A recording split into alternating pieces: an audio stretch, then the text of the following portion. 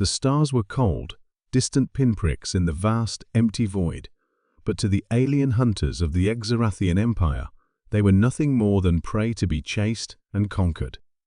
The Exarathians had long been known throughout the galaxy for their insatiable thirst for sport, and their most cherished pastime was the hunting of the rarest and most dangerous species, humans. On the planet Vorexa, a desolate and windswept world located on the outskirts of known space, the Exarathians had established a secret hunting ground. It was here that the greatest of their kind predators among predators came to hunt humans. They believed that the human race, a species still struggling to understand the depths of their own potential, would make the ultimate challenge. The Exarathians were ruthless. Their technology was far superior to anything humanity had ever known, and they believed it made them invincible. They had visited Earth countless times, abducting humans for their cruel games. They watched, amused, as the humans scrambled to survive in the strange and dangerous environments that were their hunting grounds. They let the humans flee, giving them a small chance to escape before the Exarathians would relentlessly pursue them, enjoying every moment of fear and desperation. But one day, something changed. It was in the middle of a hunt, with a dozen Exarathian hunters on their hoverboards, their weapons aimed at a small group of humans running through the dense alien jungle. The humans, terrified but resourceful, had taken to the shadows, their skills honed by years of surviving on a chaotic and war-torn planet. But this hunt, unlike any other, would not unfold as the Exarathians had planned. At the edge of the jungle, hidden among the thick foliage, Captain James Carter crouched low, his pulse racing. The others had scattered, each one knowing that they couldn't outrun the Exarathians, they could only survive by outsmarting them. Carter was not just a soldier, he was a tactician, a leader of the human resistance who had survived countless battles. He had seen the horrors of war, but nothing compared to the nightmare of being hunted for sport. He glanced over at his team, survivors of a previous abduction, all trained in guerrilla warfare and stealth. They were humans, ordinary people, thrown into an extraordinary circumstance. But their greatest weapon wasn't their physical prowess, it was their ability to adapt, to think outside the box. The Exarathians underestimated them, and that was their mistake. "Wait for my signal," Carter whispered to his second-in-command, Lieutenant Emma Alvarez, who nodded with determination in her eyes. Her grip tightened around her rifle, prepared for what would come next. The Exarathians circled, sensing that something was amiss. Carter had deliberately allowed them to think the humans were cornered, just as they had countless times before. But this time, he had a plan, one that would turn the tables. As the Exarathians moved closer, they failed to notice the subtle shift in the environment. The human survivors had rigged the jungle with traps primitive, yet effective.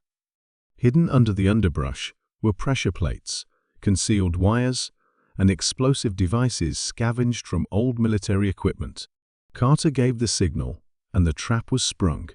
A massive explosion rocked the jungle, sending a shockwave through the Exarathians' ranks. The hunting party, taken by surprise, was thrown into disarray. One Exarathian hunter was blown off his hoverboard and into a pit of thorny vines, while another was caught in a net of sharp wires. "Now," Carter shouted. The humans, emerging from their hiding places, launched a coordinated counterattack. The element of surprise had given them a fighting chance, and now they used their knowledge of the terrain to their advantage. They were no longer the prey, they were the predators. The Exarathians, momentarily stunned, quickly regrouped.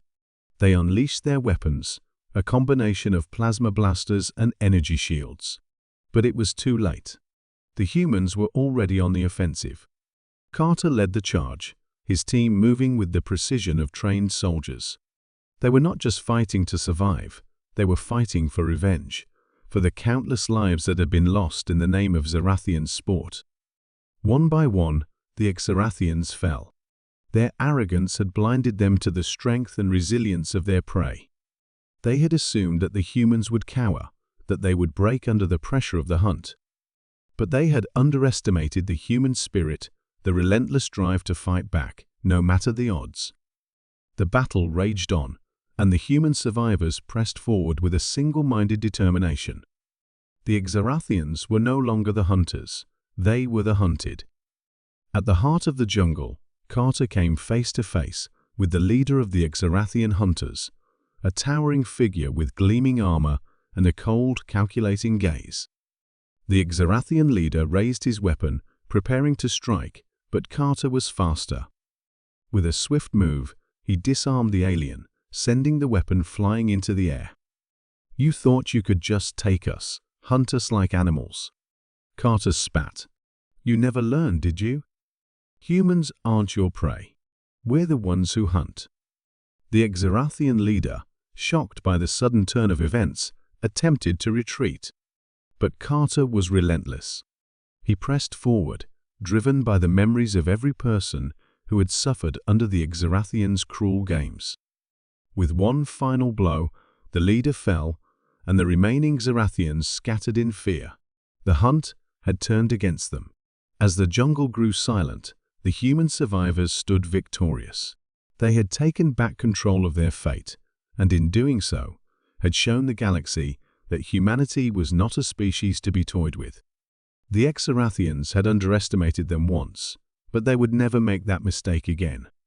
Humanity had risen, not as prey, but as the predators. And the galaxy would never forget the day when the hunters became the hunted. I hope this story captures the essence of an HFY tale, where humans turn the tide against their oppressors. Let me know if you'd like any changes or additions. 40 Mini